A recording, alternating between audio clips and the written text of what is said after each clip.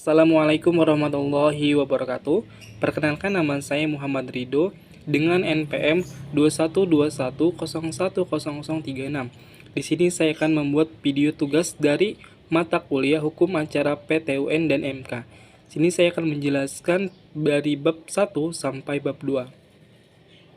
Saya akan menjelaskan bab yang pertama, yang A, dasar hukum pembentukan peradilan tata usaha negara. Campur tangan negara dalam berhubungan dengan individu, warga negara meliputi hampir seluruh aspek kehidupan, karena tugas, pekerjaan, fungsi, dan kewenangan negara. Hal ini disebut badan atau pejabat tata usaha negara sedemikian luas dan besar, serta karena hubungan yang intens dengan masyarakat, maka sangat-sangat terbuka kemungkinan yang besar terjadinya perbedaan pendapat, pembenturan kepentingan, serta sengketa antara pemerintah, badan usaha, dan tata usaha negara dengan orang atau badan hukum perdata individu negara untuk memeriksa, mengadili, dan menyelesaikan sengketa tersebut. Maka diperlukan lembaga peradilan yang tegas dan yang berwenang mengadili sengketa tersebut. Lembaga peradilan tersebut yakni Peradilan Tata Usaha Negara atau Peratun. PJ Stahl menjelaskan bahwa suatu negara hukum formal harus memiliki 4 unsur. Yang pertama adalah adanya perlindungan terhadap hak asasi manusia. Yang kedua, adanya pemisahan atau pembagian kekuasaan. Yang ketiga, setiap tindakan pemerintah harus berdasarkan pada peraturan perundang-undangan yang berlaku. Dan yang keempat, adanya peradilan tata usaha negara. Indonesia sebagai negara hukum memiliki dasar konstitusional pembentukan peradilan tata usaha negara, yaitu dalam pasal 24 Undang-Undang Dasar 1945 menyatakan 1. Kekuasaan kehakiman merupakan kekuasaan yang merdeka untuk menyelenggarakan peradilan guna menegakkan hukum dan keadilan. Yang kedua, kekuasaan kehakiman dilakukan oleh sebuah mahkamah agung dan badan peradilan ada di bawahnya dalam lingkungan peradilan umum, lingkungan peradilan agama, lingkungan peradilan militer, lingkungan peradilan tata usaha negara, dan oleh sebuah mahkamah konstitusi. Saya akan menjelaskan poin B, yaitu asas-asas peradilan tata usaha negara. Yakni yang pertama adalah asas praduga. Asas ini mengandung makna bahwa setiap tindakan penguasa harus selalu dianggap benar menurut hukum, sampai kemudian ada pembatalannya oleh yang berwenang. Dengan asas ini, gugatan tidak menunda pelaksanaan keputusan tata usaha negara yang sedang digugat. Yang kedua adalah asas pembuktian bebas hakim yang menetapkan beban pembuktian. Hal ini berbeda dengan ketentuan pasal 1865 BW KUH Perdata. Asas ini dianut dalam pasal 107 Undang-Undang Nomor 5 Tahun 1986 dan dibatasi oleh pasal 100. Yang keempat, asas keaktifan hakim. Keaktifan hakim yang dimaksud untuk mengimbangi kedudukan para pihak karena tergugat adalah pejabat atau badan usaha negara, sedangkan penggugat adalah orang atau badan usaha perdata. Penerapan asas ini terdapat dalam ketentuan pasal 68, 63, ayat 1, ayat 2, pasal 80, dan 85 Undang-Undang Nomor 5 Tahun 1986. Yang keempat adalah pasal asas keputusan pengadilan yang mempunyai kekuatan mengikat. Saya akan menjelaskan poin C, yaitu sumber-sumber peradilan tata usaha negara. Sumber-sumber formal hukum administrasi negara adalah yang pertama adalah undang-undang atau hukum administrasi negara tertulis.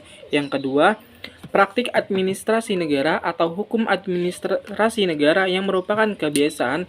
Yang ketiga adalah jurisprudensi. Yang keempat adalah anggaran para ahli hukum administrasi negara. Saya akan menjelaskan poin D, yaitu persamaan dan perbedaan dengan peradilan lain. Hukum acara peradilan tata usaha negara mempunyai persamaan dan perbedaan dengan hukum acara perdata. Yang pertama adalah peranan hakim yang aktif karena ia dibebani tugas untuk mencari kebenaran material. Yang kedua, adanya ketidakseimbangan antara kedudukan penggugat dan tergugat, pejabat tata usaha negara. Yang ketiga adalah sistem pembuktian yang mengarah kepada pembuktian bebas. Yang keempat, gugatan dan pengadilan tidak mutlak bersifat menunda pelaksanaan keputusan tata usaha yang digugat. Yang kelima, putusan hakim tidak boleh melebihi ketentuan penggugat. tetapi di kemungkinan bahwa penggugat ke dalam keadaan yang lebih buruk sepanjang hal ini diatur dalam undang-undang. Yang keenam, putusan hakim tidak hanya berlaku pada pihak yang bersengketa, tetapi juga berlaku pada pihak-pihak yang terkait. Yang ketujuh, para pihak yang terlibat dalam sengketa harus didengar penjelasannya sebelum hakim membuat keputusan. Yang kedelapan, dalam mengajukan gugatan harus ada kepentingan dari sang penggugat. Dan yang kesembilan, kebenaran yang dicapai adalah kebenaran material dengan tujuan melaraskan, menyelesaikan, menyeimbangkan kepentingan seseorang dengan kepentingan umum. Bab 2. Sengketa tata usaha negara. Sengketa tata usaha negara diatur dalam pasal 1 angka 4 Undang-Undang Nomor 5 Tahun 1986. Sekarang pasal 1 angka 10 Undang-Undang Nomor 51 Tahun 2009 itu sebagai sengketa yang timbul dalam bidang tata usaha negara antara orang atau badan hukum perdata dengan badan atau pejabat tata usaha negara, baik di pusat maupun di daerah, sebagai akibat dikeluarkannya keputusan tata usaha negara, termasuk sengketa kepegawaian berdasarkan peraturan perundang-undangan yang berlaku. Unsur-unsur sengketa tata usaha negara. Yang pertama adalah sengketa yang timbul dalam bidang tata usaha negara. Yang kedua, di antara orang atau badan hukum perdata dengan badan hukum pejabat tata usaha negara. Yang ketiga, sebagai akibat dikeluarkannya KTUN termasuk sengketa kepegawaian berdasarkan peraturan perundang-undangan yang berlaku. Unsur keputusan tata usaha negara berdasarkan pasal 1 ayat angka 3 dan penjelasan Undang-Undang Nomor 5 Tahun 1986. Yang pertama adalah penetapan tertulis. Istilah penetapan tertulis terutama menunjukkan kepada isi dan bukan kepada bentuk keputusan yang dikeluarkan oleh Badan Tata Usaha Negara. Yang kedua, dikeluarkan oleh badan atau pejabat tata usaha negara. Yang ketiga, berisi tindakan hukum atau tata usaha negara. Yang keempat, bersifat konkret, individual, dan final. Bersifat final artinya adalah sudah definitif atau karenanya dapat menimbulkan akibat hukum. Mungkin itu saja yang saya bisa sampaikan. Terima kasih. Wassalamualaikum warahmatullahi wabarakatuh.